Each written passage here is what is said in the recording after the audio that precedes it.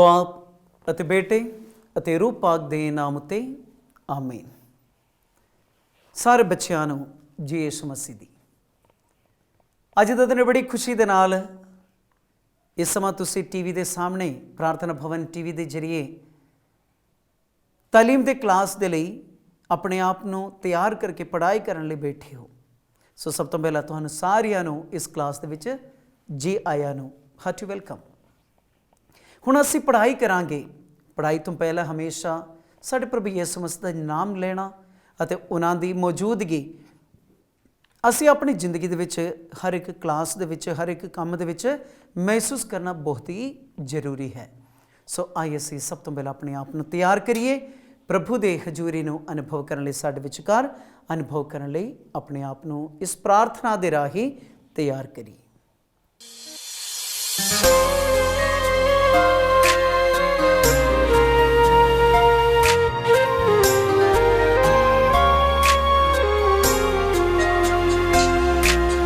पाक खुदा तू कर दे दया, ऐ पाक खुदा तू कर दे दया, ऐ पाक खुदा तू कर दे दया, मैनू ऐना काबिल बना। ऐ पाक खुदा तू कर दे दया, मैनू ऐना काबिल बना। मैनू दनाई दा वरदान दे, तेरे पैदा नू जान सका। पाक खुदा तू कर दे दया, मैनू ऐना काबिल बना। मैनू दनाई दा वरदान दे, तेरे पैदा नू जान सका। तेरे पैदा नू जान सका, तेरे पैदा नू जान सका। ਸੋ ਪਿਆਰੇ ਬੱਚਿਓ, ਅੱਜ ਦੇ ਅਧਿਆਇ 9 ਪ੍ਰਭੂ ਯਿਸੂ ਜਿਸ ਨੇ ਸਾਨੂੰ ਮਾਫ ਕਰਨਾ ਸਿਖਾਇਆ, ਇਸ ਟੌਪਿਕ ਦੇ ਬਾਰੇ ਪੜਾਂਗੇ। ਇਸ ਅਧਿਆਇ ਦੇ ਵਿੱਚ ਪ੍ਰਭੂ ਯਿਸੂ ਮਸੀਹ ਦੀ ਇੱਕ ਖਾਸੀਅਤ ਹੈ, ਯਾਨੀ ਪ੍ਰਭੂ ਯਿਸੂ ਮਸੀਹ ਨੇ ਸਾਡੀ ਕੈਥੋਲਿਕ ਚਰਚ ਦੇ ਵਿੱਚ ਸਾਨੂੰ ਇੱਕ ਖਾਸ ਸਿੱਖਿਆ ਦਿੱਤੀ ਹੈ। ਉਸ ਸਿੱਖਿਆ ਦੇ ਬਾਰੇ ਅਸੀਂ ਪੜਾਂਗੇ। ਬਾਕੀ ਸਾਰੇ ਲੋਕਾਂ ਤੋਂ ਸਾਨੂੰ ਜਿਹੜੇ ਪ੍ਰਭੂ ਯਿਸੂ ਦੇ ਪੈਰਵੀ ਕਰਨ ਵਾਲੇ ਹਨ, ਉਹਨਾਂ ਨੂੰ ਵੱਖਰਾ ਕਰਨ ਵਾਲੀ ਗੱਲ ਇਹੀ ਹੈ ਕਿ ਅਸੀਂ ਇੱਕ ਦੂਸਰੇ ਨੂੰ ਮਾਫ ਕਰਦੇ ਹਾਂ। ਪ੍ਰਭੂ ਯਿਸੂ ਮਸੀਹ ਨੇ ਸਾਨੂੰ ਇਹ ਸਿਖਾਇਆ ਹੈ। ਸੋ ਆइए ਅਸੀਂ ਅੱਜ ਦੇ ਇਸ ਕਲਾਸ ਦੇ ਰਾਹੀਂ ਪ੍ਰਭੂ ਯਿਸੂ ਮਸੀਹ ਦੇ ਬਾਰੇ ਕੁਝ ਜਾਣਕਾਰੀ ਪ੍ਰਾਪਤ ਕਰੀਏ। ਪ੍ਰਭੂ ਯਿਸੂ ਮਸੀਹ ਨੇ ਆਪਣੇ ਸਲੀਬੀ ਦੁੱਖਾਂ ਦੇ ਰਾਹੀਂ ਇੱਕ ਚੰਗੀ ਉਦਾਹਰਣ ਪੇਸ਼ ਕੀਤੀ। ਪ੍ਰਭੂ ਯਿਸੂ ਮਸੀਹ ਨੇ ਆਪਣੇ ਪਿਤਾ ਅੱਗੇ ਉਹਨਾਂ ਲੋਕਾਂ ਦੇ ਲਈ ਪ੍ਰਾਰਥਨਾ ਕੀਤੀ ਹੈ ਅਤੇ ਮਾਫੀ ਦੇ ਲਈ ਵਰਦਾਨ ਮੰਗਿਆ। ਪ੍ਰਭੂ ਯਿਸੂ ਮਸੀਹ ਨੇ ਸਲੀਬ ਦੇ ਉੱਤੇ ਜਦੋਂ ਆਪਣੇ ਜਾਨ ਕੁਰਬਾਨ ਕਰਨ ਵਾਲਾ ਸੀ, ਉਸ ਸਮਾਂ ਵੀ ਲੋਕਾਂ ਦੇ ਲਈ ਮਾਫੀ ਦਾ ਵਰਦਾਨ ਮੰਗਿਆ ਹੈ। ਸੰਤ ਲੂਕਾ ਦੀ ਅੰਜੀਲ ਉਸ ਦਾ 23 ਬਾਬ ਦੀ 34ਵਾਂ ਆਇਤ ਦੇ ਵਿੱਚ ਅਸੀਂ ਇਹ ਪੜ੍ਹਦੇ ਹਾਂ ਕਿ ਇਹ ਪਿਤਾ ਇਹਨਾਂ ਨੂੰ ਮਾਫ ਕਰ, ਕਿਉਂਕਿ ਇਹ ਨਹੀਂ ਜਾਣਦੇ ਕਿ ਇਹ ਕੀ ਕਰਦੇ ਹਨ। ਜਿੰਨੇ ਵੀ ਲੋਕ ਪ੍ਰਭੂ ਯਿਸੂ ਮਸੀਹ ਨੂੰ ਸਲੀਬ ਤੇ ਚੜਾਇਆ, ਉਹ ਨਹੀਂ ਜਾਣਦੇ ਸਨ ਕਿ ਉਹਨਾਂ ਨੇ ਕਿਸ ਦੇ ਨਾਲ ਕੀ ਕੀਤਾ।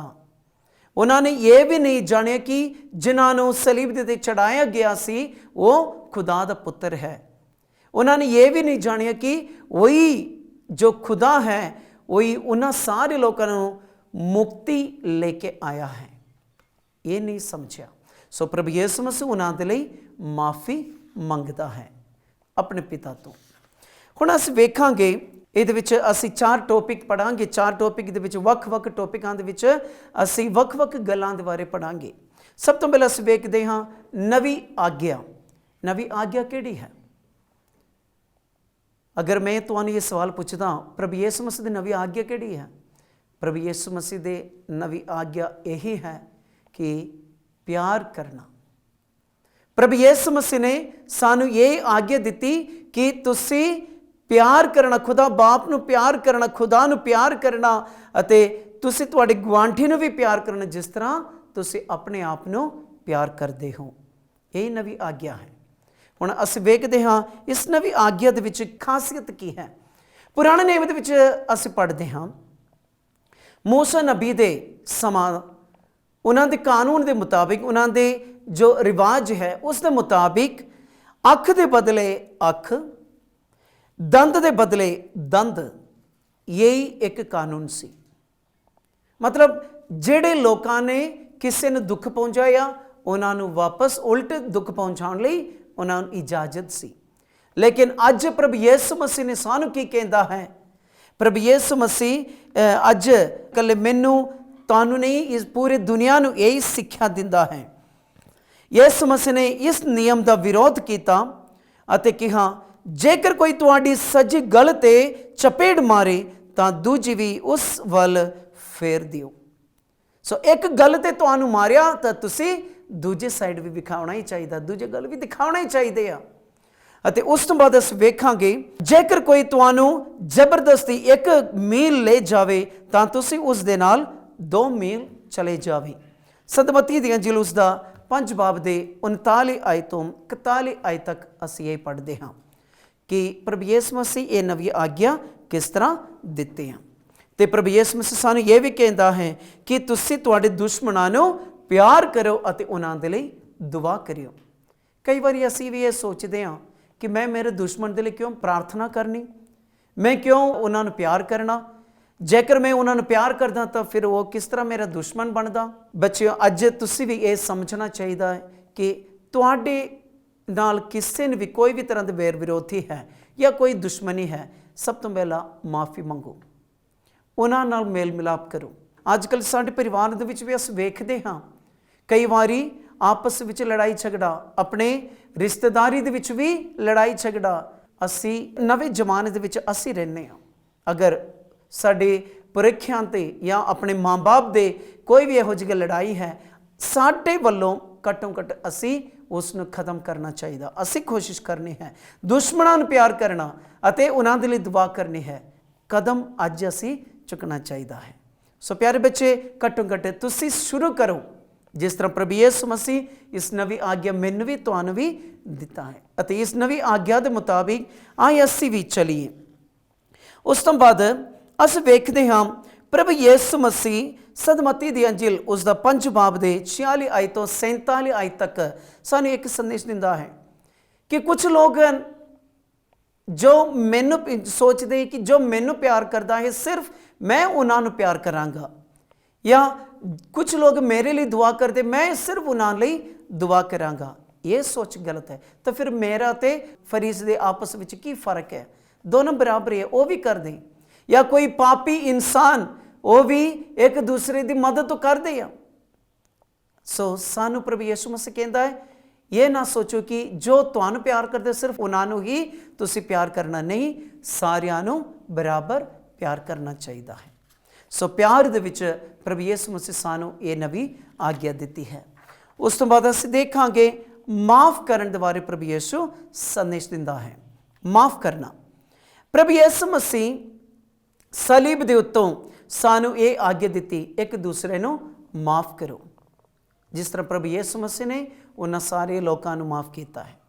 ਤੇ ਉਸ ਦੇ ਲਈ ਪ੍ਰਭੂ ਯਿਸੂ ਮਸੀਹ ਦਾ ਪਵਿੱਤਰ ਵਚਨ ਸਦਮਤੀ ਦੀ ਅੰਜੀਲ ਉਸ ਦਾ 18 ਬਾਬ 21 ਆਇਤ ਤੋਂ 22 ਆਇਤ ਤੱਕ, ਜਿੱਥੇ ਇਹ ਸਵਾਲ ਪੁੱਛਿਆ ਗਿਆ ਸੀ ਪ੍ਰਭੂ ਯਿਸੂ ਮਸੀਹ ਨੂੰ, ਮੈਂ ਕਿੰਨੀ ਕੁ ਵਾਰ ਮਾਫ ਕਰਾਂ ਕਿ 7 ਵਾਰ ਤੱਕ?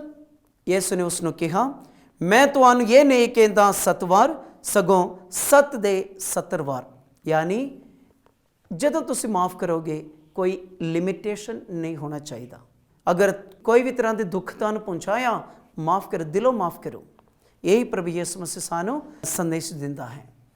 ਉਸ ਤੋਂ ਬਾਅਦ ਅਸੀਂ ਵੇਖਦੇ ਹਾਂ ਗੁਨਾਹਾਂ ਤੋਂ ਰਿਹਾਈ। ਸੰਤ ਮੱਤੀ ਦੀ ਅੰਜੀਲ ਉਸ ਦਾ 18 ਬਾਬ ਦੇ 23 ਆਇਤ ਤੋਂ 35 ਆਇਤ ਤੱਕ ਇੱਕ ਤਮਸੀਲ ਅਸੀਂ ਪੜ੍ਹਦੇ ਹਾਂ। ਇੱਕ ਮਾਲਿਕ ਸੀ ਅਤੇ ਮਾਲਿਕ ਦਾ ਇੱਕ ਕਰਜ਼ਦਾਰ ਸੀ ਅਤੇ ਉਸ ਕਰਜ਼ਦਾਰ ਨੇ ਕਾਫੀ ਕੁਝ ਉਹਨਾਂ ਨੂੰ ਵਾਪਸ ਦੇਣਾ ਸੀ ਅਤੇ ਉਹ ਦੇਣ ਦੇ ਕਰਕੇ ਉਹਨਾਂ ਕੋਲ ਦੇਣ ਲਈ, ਉਹਨਾਂ ਦੇ ਕਰਜ਼ਾ ਚੁੱਕਣ ਲਈ ਉਹਨਾਂ ਕੋਲ ਕੁਝ ਵੀ ਨਹੀਂ ਸੀ। ਇਸ ਸਮਾਂ ਉਹ ਮਾਲਿਕ ਨੇ ਇਸ ਆਦਮੀ ਨੂੰ ਬੁਲਾ ਲਿਆ ਅਤੇ ਉਹਨਾਂ ਨੂੰ ਕੈਦ ਕਰਨ ਲਈ ਖਾਸ ਆਗੇ ਦਿੱਤੀ ਗਈ ਸੀ, ਲੇਕਿਨ ਉਹਨਾਂ ਨੇ ਮਾਫ ਕਰਨ ਲਈ ਉਹਨਾਂ ਦੇ ਮਾਲਿਕ ਦੇ ਅੱਗੇ ਇਹੀ ਬੇਨਤੀ ਕੀਤੀ ਕਿ ਮੈਨੂੰ ਥੋੜੇ ਹੋਰ ਵਕਤ ਦਿਓ ਤਾਂ ਕਿ ਮੈਂ ਜੋ ਵੀ ਤੁਹਾਡੇ ਕਰਜ਼ਾ ਹੈ ਸਭ ਕੁਝ ਚੁੱਕ ਸਕਾਂ। ਤੇ ਪਿਆਰਿਓ, ਉਹ ਆਦਮੀ ਜੋ ਮਾਲਿਕ ਹੈ ਉਹਨਾਂ ਨੂੰ ਮਾਫ ਕਰ ਦਿੰਦਾ ਹੈ ਅਤੇ ਉਹਨਾਂ ਨੂੰ ਰਿਆਇਤ ਦਿੰਦਾ ਹੈ। ਉਸ ਤੋਂ ਬਾਅਦ ਇਹ ਜੋ ਆਦਮੀ ਸੀ, ਉਹਨਾਂ ਦੇ ਸੇਵਾਦਾਰ, ਮਾਲਿਕ ਦਾ ਸੇਵਾਦਾਰ ਜਿਨ੍ਹਾਂ ਦੇ ਕਰਜ਼ ਸਾਰੇ ਮਾਫ ਕੀਤਾ ਗਿਆ ਸੀ, ਉਹ ਜਦੋਂ ਬਾਹਰ ਨਿਕਲਿਆ ਉਹਨਾਂ ਦਾ ਇੱਕ ਸੇਵਾਦਾਰ ਨੂੰ ਮਿਲਿਆ ਅਤੇ ਜਦੋਂ ਉਹਨਾਂ ਨੇ ਉਹਨਾਂ ਦੇ ਸੇਵਾਦਾਰ ਨੂੰ ਮਿਲਿਆ, ਉਹਨਾਂ ਨੇ ਵੀ ਕੁਝ ਕਰਜ਼ਾ ਚੁੱਕਣਾ ਸੀ ਅਤੇ ਉਹਨਾਂ ਨੂੰ ਫੜ ਕੇ ਕੁੱਟਿਆ, ਮਾਰਿਆ ਅਤੇ ਉਹਨਾਂ ਨੂੰ ਜੇਲ੍ਹ ਦੇ ਵਿੱਚ ਬੰਨ੍ਹ ਦਿੱਤਾ। ਹੁਣ ਅਸੀਂ ਦੇਖਦੇ ਹਾਂ ਇਹ ਆਦਮੀ ਦੇ ਜੋ ਮਾਲਿਕ ਦੇ ਬਾਕੀ ਸੇਵਾਦਾਰਾਂ ਨੇ ਇਹਨਾਂ ਦੇ ਇਸ ਹਰਕਤ ਨੂੰ ਦੇਖ ਕੇ ਮਾਲਿਕ ਕੋਲ ਜਾ ਕੇ ਸਾਰੀ ਗੱਲਾਂ ਦੱਸ ਦਿੱਤੀਆਂ ਅਤੇ ਉਹ ਦੱਸਣ ਦੇ ਰਾਹੀਂ ਉਹ ਇਸ ਆਦਮੀ ਨੂੰ ਬੁਲਾਉਂਦਾ ਹੈ। ਮਾਲਿਕ ਬੁਲਾ ਕੇ ਉਹਨਾਂ ਨੂੰ ਫਿਰ ਮਾਰਦਾ ਹੈ, ਕੁੱਟਦਾ ਹੈ, ਜੋ ਵੀ ਹੈ ਸਭ ਕੁਝ ਉਹਨਾਂ ਦੇ ਨਾਲ ਵਾਪਰਦਾ ਹੈ। ਹੁਣ ਅਸੀਂ ਦੇਖੀਏ, ਇਹਨਾਂ ਨੂੰ ਮਾਲਿਕ ਨੇ ਇਸ ਆਦਮੀ ਨੂੰ ਮਾਫ ਕਰ ਦਿੱਤਾ, ਉਹਨਾਂ ਦੀ ਜੋ ਵੀ ਕਰਜ਼ਾ ਸੀ ਸਭ ਕੁਝ ਮਾਫ ਕਰ ਦਿੱਤਾ, ਲੇਕਿਨ ਇਹਨਾਂ ਦਾ ਵੀ ਫਰਜ਼ ਬਣਦਾ ਸੀ ਕਿ ਇਹਨਾਂ ਦੇ ਵੀ ਜੋ ਸੇਵਾਦਾਰ ਹੈ ਉਹਨਾਂ ਦੇ ਵੀ ਕਰਜ਼ਾ ਮਾਫ ਕਰਨਾ, ਲੇਕਿਨ ਇਹਨਾਂ ਨੇ ਨਹੀਂ ਕੀਤੀ। ਸੋ ਹੁਣ ਅੱਜ ਇਸ ਪਵਿੱਤਰ ਵਚਨ ਦੇ ਵਿੱਚੋਂ ਸਾਨੂੰ ਵੀ ਇਹੀ ਸੰਦੇਸ਼ ਮਿਲਦਾ ਹੈ ਕਿ ਅਸੀਂ ਆਪਣੇ ਇੱਕ ਦੂਸਰੇ ਨੂੰ ਮਾਫ ਕਰਨਾ ਹੈ ਅਤੇ ਉਹਨਾਂ ਦੇ ਨਾਲ ਤਾਲਮੇਲ ਰੱਖਣਾ, ਮੇਲ ਮਿਲਾਪ ਕਰਨਾ ਤੇ ਵਧੀਆ ਢੰਗ ਦੇ ਨਾਲ ਆਪਣੀ ਈਸਾਈ ਜ਼ਿੰਦਗੀ ਨੂੰ, ਮਸੀਹੀ ਜ਼ਿੰਦਗੀ ਨੂੰ ਗੁਜ਼ਾਰਨਾ ਜ਼ਰੂਰੀ ਹੈ। ਹੁਣ ਅਸੀਂ ਦੇਖਦੇ ਹਾਂ ਯਿਸੂ ਦੀ ਉਦਾਹਰਣ। ਹੁਣ ਯਿਸੂ ਮਸੀਹ ਨੇ ਕੁਝ ਉਦਾਹਰਣ ਦਿੱਤਾ ਹੈ, ਇੱਕ ਨਮੂਨਾ ਵਿਖਾਇਆ ਹੈ। ਨਮੂਨਾ ਪ੍ਰਭੂ ਯਿਸੂ ਮਸੀਹ ਨੇ ਸਾਡੇ ਲਈ ਕੀ ਦਿੱਤਾ? ਪ੍ਰਭੂ ਯਿਸੂ ਮਸੀਹ ਨੇ ਕੇਵਲ ਆਪਣੇ ਸ਼ਬਦਾਂ ਨਾਲ ਹੀ ਨਹੀਂ ਬਲਕਿ ਆਪਣੇ ਕੰਮਾਂ ਰਾਹੀਂ ਵੀ ਦੱਸਿਆ ਹੈ ਕਿ ਸਾਨੂੰ ਇੱਕ ਦੂਜੇ ਨੂੰ ਮਾਫ ਕਰਨਾ ਚਾਹੀਦਾ ਹੈ। ਉਹ ਸਬਰ ਨਾਲ ਸਦੂਕਿਆਂ ਤੇ ਫਰੀਸਿਆਂ ਨਾਲ ਪੇਸ਼ ਆਇਆ ਜੋ ਕਿ ਹਮੇਸ਼ਾ ਉਸ ਨੂੰ ਪਰਖਦੇ ਅਤੇ ਦੋਸ਼ੀ ਠਹਿਰਾਉਂਦੇ ਸਨ। ਉਹਨਾਂ ਨੇ ਪ੍ਰਭੂ ਯਿਸੂ ਮਸੀਹ ਦੇ ਖਿਲਾਫ ਬੋਲਿਆ, ਬਹੁਤ ਸਾਰੀ ਗੱਲਾਂ ਕੀਤੀਆਂ, ਇੱਥੋਂ ਤੱਕ ਪ੍ਰਭੂ ਯਿਸੂ ਮਸੀਹ ਨੂੰ ਸਲੀਬ ਦੇ ਉੱਤੇ ਵੀ ਚੜਾਇਆ, ਲੇਕਿਨ ਫਿਰ ਵੀ ਪ੍ਰਭੂ ਯਿਸੂ ਮਸੀਹ ਉਹਨਾਂ ਨੂੰ ਮਾਫ ਕਰ ਦਿੱਤਾ। ਇਹ ਪ੍ਰਭੂ ਯਿਸੂ ਮਸੀਹ ਦਾ ਨਮੂਨਾ। ਤੇ ਪਤਰਸ ਅਤੇ ਵੇਖਦੇ ਹਾਂ ਯਹੂਦੀ ਇਸਕਰੀਓਤੀ ਤੇ ਹੋਰ ਵੀ ਲੋਕਾਂ ਨੂੰ ਅਸੀਂ ਵੇਖਦੇ ਹਾਂ। ਇਹਦੇ ਵਿੱਚ ਅਸੀਂ ਦੇਖਾਂਗੇ ਪਤਰਸ ਨੂੰ, ਜਿਨ੍ਹਾਂ ਨੂੰ ਪ੍ਰਭੂ ਯਿਸੂ ਮਸੀਹ ਨੇ ਸੁਰਗ ਦੇ ਕੁੰਜੀਆਂ ਦਿੱਤੀਆਂ, ਜਿਨ੍ਹਾਂ ਨੂੰ ਕਲੀਸਿਆ ਦੇ ਆਗੂ ਬਣਾਏ ਅਤੇ ਸੰਤ ਪਤਰਸ ਸਾਡੇ ਕੈਥੋਲਿਕ ਕਲੀਸਿਆ ਦੇ ਪਹਿਲਾ ਸੰਤ ਪਾਪਾ ਵਜੋਂ ਨਿਯੁਕਤ ਕੀਤਾ ਗਿਆ ਸੀ ਅਤੇ ਉਸ ਸੰਤ ਪਤਰਸ ਅੱਜ ਸਾਨੂੰ ਵੀ ਵਧੀਆ ਨਮੂਨਾ ਦਿੰਦਾ ਹੈ। ਹੁਣ ਅਸੀਂ ਦੇਖਦੇ ਹਾਂ ਸੰਤ ਲੂਕਾ ਦੀ ਅੰਜੀਲ ਉਸ ਦਾ 23 ਬਾਬ ਦੇ 42 ਆਇਤ ਦੇ ਵਿੱਚ, ਇਹ ਪ੍ਰਭੂ ਮੈਨੂੰ ਆਪਣੇ ਰਾਜ ਵਿੱਚ ਯਾਦ ਕਰਨਾ। 2 ਡਾਕੂਆਂ ਸੀ ਜਿਨ੍ਹਾਂ ਨੂੰ ਪ੍ਰਭੂ ਯਿਸੂ ਮਸੀਹ ਦੇ ਦੋਨੋਂ ਪਾਸੇ ਸਲੀਬ ਦੇ ਉੱਤੇ ਚੜਾਇਆ ਗਿਆ ਸੀ। ਉਹਨਾਂ ਦੇ ਵਿੱਚੋਂ ਇੱਕ ਨੇ ਸੱਜੇ ਪਾਸੇ ਜੋ ਡਾਕੂ ਸੀ, ਉਹਨਾਂ ਨੇ ਕਿਹਾ, ਇਹ ਪ੍ਰਭੂ ਮੈਨੂੰ ਤੁਹਾਡੇ ਸਵਰਗ ਰਾਜ ਦੇ ਵਿੱਚ ਪ੍ਰਵੇਸ਼ ਹੋਣ ਲਈ ਯੋਗ ਹੋਣਾ, ਮੇਰੇ ਲਈ ਦੁਆ ਕਰੋ। ਤੇ ਪ੍ਰਭੂ ਯਿਸੂ ਮਸੀਹ ਉਹਨਾਂ ਨੂੰ ਕਹਿੰਦਾ ਹੈ, ਤੁਸੀਂ ਮੇਰੇ ਨਾਲ ਅੱਜ ਸਵਰਗ ਰਾਜ ਦੇ ਵਿੱਚ ਪ੍ਰਵੇਸ਼ ਹੋ ਜਾਣਗੇ। ਦੇਖੋ, ਜੋ ਵੀ ਦਿਲੋਂ ਮਾਫ ਕਰਨ ਲਈ ਤਿਆਰ ਹੈ, ਆਪਣੇ ਗੁਨਾਹ ਦੇ ਉੱਤੇ ਪਛਤਾਵਾ ਕਰਨ ਲਈ ਤਿਆਰ ਹੈ, ਉਹਨਾਂ ਸਾਰਿਆਂ ਨੂੰ ਪ੍ਰਭੂ ਯਿਸੂ ਮਸੀਹ ਸਵਰਗ ਰਾਜ ਪ੍ਰਦਾਨ ਕਰਦਾ ਹੈ। ਆਖਿਰ ਵਿੱਚ ਅਸੀਂ ਵੇਖਦੇ ਹਾਂ ਬਲੀਦਾਨ ਅਤੇ ਮਾਫੀ। ਇਹਨਾਂ ਦੋਨਾਂ ਦੇ ਵਿੱਚ ਕੁਝ ਖਾਸ ਰਿਸ਼ਤਾ ਹੈ, ਬਲੀਦਾਨ ਅਤੇ ਮਾਫੀ, ਕਿਉਂਕਿ ਪ੍ਰਭੂ ਯਿਸੂ ਮਸੀਹ ਨੇ ਆਪਣੀ ਜ਼ਿੰਦਗੀ ਬਲੀ ਕਰਕੇ, ਆਪਣੇ ਜੀਵਨ ਨੂੰ ਬਲੀ ਕਰਕੇ ਪ੍ਰਭੂ ਯਿਸੂ ਮਸੀਹ ਦੇ ਇਸ ਬਲੀਦਾਨ ਦੇ ਰਾਹੀਂ ਸਾਨੂੰ ਮਾਫ ਕਰਨਾ ਸਿਖਾਇਆ। ਸਾਨੂੰ ਪ੍ਰਭੂ ਯਿਸੂ ਮਸੀਹ ਨੇ ਕਿਸ ਤਰ੍ਹਾਂ ਇੱਕ ਦੂਸਰੇ ਦੇ ਨਾਲ ਮਾਫ ਕਰਕੇ ਕੈਥੋਲਿਕ ਵਿਸ਼ਵਾਸ ਦੇ ਵਿੱਚ ਮਜ਼ਬੂਤ ਹੋਣਾ, ਇਹਦੇ ਬਾਰੇ ਸਿਖਾਇਆ। ਅਤੇ ਪ੍ਰਭੂ ਯਿਸੂ ਮਸੀਹ ਇੱਥੋਂ ਤੱਕ ਸਾਨੂੰ ਇਹ ਵੀ ਸਿਖਾਇਆ ਕਿ ਤੁਸੀਂ ਇੱਕ ਦੂਸਰੇ ਨੂੰ ਮਾਫ ਕਰਕੇ ਵਧੀਆ ਢੰਗ ਦੇ ਨਾਲ ਆਪਣੀ ਜ਼ਿੰਦਗੀ ਗੁਜ਼ਾਰਨੀ ਆ। ਜਿਹੜਾ ਬਲੀਦਾਨ ਮਾਫੀ ਦੇ ਬਿਨਾ ਅਤੇ ਦੂਜਿਆਂ ਦੇ ਵਿਰੁੱਧ ਮਨ ਵਿੱਚ ਵੈਰ ਰੱਖਣ ਨਾਲ ਚੜਾਇਆ ਜਾਂਦਾ ਹੈ, ਉਹ ਪ੍ਰਭੂ ਨੂੰ ਕਬੂਲ ਨਹੀਂ ਜਾਵੇਗਾ। ਪਾਕ ਯੂਕਰਿਸਤ ਦੇ ਵਿੱਚ ਵੀ ਅਸੀਂ ਭਾਗ ਲੈਂਦੇ ਹਾਂ। ਉਸ ਸਮਾਂ ਅਗਰ ਸਾਨੂੰ ਇਹ ਪਤਾ ਲੱਗਦਾ ਹੈ ਕਿ ਸਾਡੇ ਨਾਲ ਕਿਸੇ ਦੇ ਕੋਈ ਵੈਰ ਵਿਰੋਧੀ ਹੈ, ਸਭ ਤੋਂ ਪਹਿਲਾਂ ਜੋ ਪਿੰਡ ਹੈ, ਪਿੰਡ ਨੂੰ ਤੁਸੀਂ ਬਲਵੇਦੀ ਦੇ ਸਾਹਮਣੇ ਛੱਡ ਕੇ ਉਹਨਾਂ ਨਾਲ ਮੇਲ ਮਿਲਾਪ ਕਰਨਾ, ਇਹ ਸਾਡੇ ਤੋਂ ਸਭ ਤੋਂ ਪਹਿਲਾਂ ਮੰਗਦੇ ਹਾਂ। ਮਾਫੀ ਮੰਗੋ, ਮਾਫ ਕਰੋ ਤੇ ਉਸ ਤੋਂ ਬਾਅਦ ਬਲੀ ਚੜਾਵੋ, ਉਹ ਪ੍ਰਭੂ ਯਿਸੂ ਮਸੀਹ ਸਵੀਕਾਰ ਕਰਨਗੇ। ਸੋ ਪਿਆਰੇ ਬੱਚਿਓ, ਅੱਜ ਦਾ ਦਿਨ ਮਾਫੀ ਦੇ ਬਾਰੇ ਪ੍ਰਭੂ ਯਿਸੂ ਨੇ ਸਾਨੂੰ ਸਿਖਾਇਆ ਹੈ। ਉਸ ਮਾਫੀ ਦੇ ਰਾਹੀਂ ਅਸੀਂ ਵੀ ਇੱਕ ਦੂਸਰੇ ਦੇ ਨਾਲ ਸ਼ਾਂਤੀ ਨਾਲ ਰਹਿਣ ਲਈ ਕੋਸ਼ਿਸ਼ ਕਰਨੀ ਹੈ। ਪਾਕ ਮਾਸ ਦੀ ਕੁਰਬਾਨੀ ਦੇ ਵਿੱਚ ਇੱਕ ਦੂਸਰੇ ਨੂੰ ਸ਼ਾਂਤੀ ਦਾ ਵਰਦਾਨ ਦੇਣ ਦਾ ਸਮਾਂ ਵੀ ਹੈ। ਉਹ ਸਮਾਂ ਅਸੀਂ ਕਿਉਂ ਸ਼ਾਂਤੀ ਦਿੰਦੇ ਹਾਂ?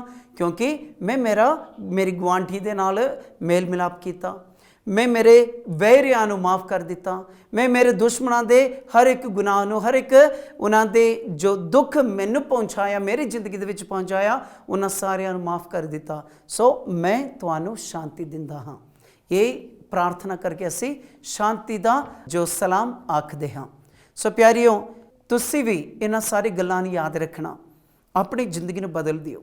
ਅਗਰ ਤੁਹਾਡੇ ਵੀ ਆਪਸ ਵਿੱਚ ਕੋਈ ਵੈਰ ਵਿਰੋਧੀ ਹੈ ਜਾਂ ਕੋਈ ਦੁਸ਼ਮਣੀ ਹੈ ਕਿਸੇ ਦੇ ਨਾਲ, ਮਾਫ ਕਰਨ ਲਈ ਸਿੱਖੋ ਅਤੇ ਮਾਫ ਕਰਕੇ ਹੁਣ ਇੱਕ ਨਵੀਂ ਜ਼ਿੰਦਗੀ ਸ਼ੁਰੂ ਕਰੋ, ਤਾਂ ਕਿ ਤੁਹਾਡੀ ਵੀ ਬਲੀ ਜਦੋਂ ਪਾਕ ਯੂਕਰਿਸਤ ਵਿੱਚ ਜਾਓਗੇ, ਪਾਕ ਯੂਕਰਿਸਤ ਪ੍ਰਭੂ ਯਿਸੂ ਮਸੀਹ ਸਵੀਕਾਰ ਕਰ ਸਕੇ, ਤੁਹਾਡੀ ਜ਼ਿੰਦਗੀ ਨੂੰ ਪ੍ਰਭੂ ਯਿਸੂ ਸਵੀਕਾਰ ਕਰ ਸਕੇ। ਹੁਣ ਅਸੀਂ ਸਵਾਲ ਜਵਾਬ ਵੱਲ ਜਾਵਾਂਗੇ। ਅੱਜ ਦੇ ਇਸ ਅਧਿਆਇ ਦੇ ਵਿੱਚ 4 ਸਵਾਲ ਜਵਾਬ ਹੈ। ਪਹਿਲਾ, ਪ੍ਰਭੂ ਯਿਸੂ ਮਸੀਹ ਨੇ ਦੁਸ਼ਮਣਾਂ ਨੂੰ ਪਿਆਰ ਕਰਨ ਲਈ ਕਿਹੜਾ ਨਮੂਨਾ ਪੇਸ਼ ਕੀਤਾ ਹੈ?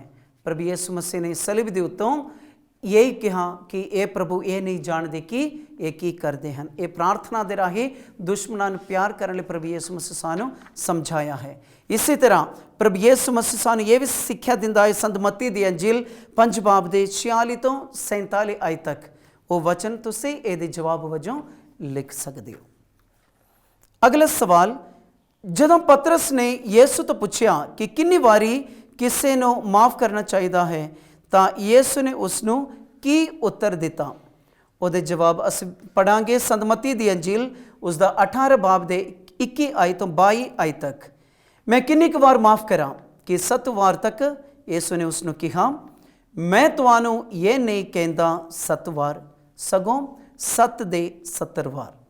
यही जवाब इस सवाल का है। अस वेखते हैं अगले सवाल, माफ़ी ना देने वाले नौकर की तमसील सानू की सिक्ख्या दिंदी है? माफ़ी ना देने वाले की तमसील दे विच सानू यही सिक्ख्या मिलती कि असी माफ़ करना ही चाहिए है। एक दूसरे दे गुनाह नू, एक दूसरे दे अगर कोई भी साडे नाल कोई वैर विरोध है उसनू माफ़ करना ते वधिया ढंग दे नाल अपनी जिंदगी चलाउणी है। ਉਹਦੇ जवाब वजों तुसी संत मत्ती दी अंजील उसका 18 बाब दे 23 आय तो 35 आय तक लिख सकते हो। इस तमसील दे विचों जो भी सिक्ख्या तुहानू मिलदी वो भी लिख सकते हो। माफ़ करना ते माफ़ करन दे राही नवा रिश्ता एक दूसरे दे नाल जुड़ना जरूरी है। आखिरी सवाल यही है, पाकमास चढ़ाउण तो पहला यीशु मसीह ने शुद्ध मन नाल कुर्बानी चढ़ाउण लई की सिक्ख्या दित्ती है? पाकमास की कुर्बानी शुरू होने तो पहला शुद्ध मन दे नाल असी एक दूसरे नू माफ़ करना है, भेंट छड्ड के असी उन्हां दे नाल तालमेल विच रहना अते मेल मिलाप करना, एक दूसरे नू माफ़ करके अगे वधना, फिर पवित्र कुर्बानी दे विच हिस्सा लेना है। माफ़ करने दे बारे इस अध्याय दे विच असी सुनिया पढ़िया है। सो प्यारे बच्चियों, इस अध्याय दे राही मैनूं पता है कि तुसी भी कुछ तो स्वीकार किया, कुछ तो तुहानूं सिक्ख्या मिली है। हुण उसनूं अपने आम जिंदगी दे विच प्रकट करन दा समां है। एक दूसरे नूं माफ़ करो, माफ़ करन दे राही सानूं भी प्रभु यीशु दे नक्श कदमां ते चलण लई योग असीं भी बन जावांगे ते प्रभु यीशु तुहानूं भी तुहाडे परिवार नूं भी अणगिनत आशीषां प्रदान करे ते एक दूसरे नूं माफ़ करके आउण वाले समां दे विच भी खुशी नाल रहण लई एक सच्चा कैथोलिक बन के, सच्चे मसीही बन के अपनी जिंदगी गुजारन लई कोशिश करनी है। खुदा तुहानूं सारिआं नूं बरकत प्रदान करे।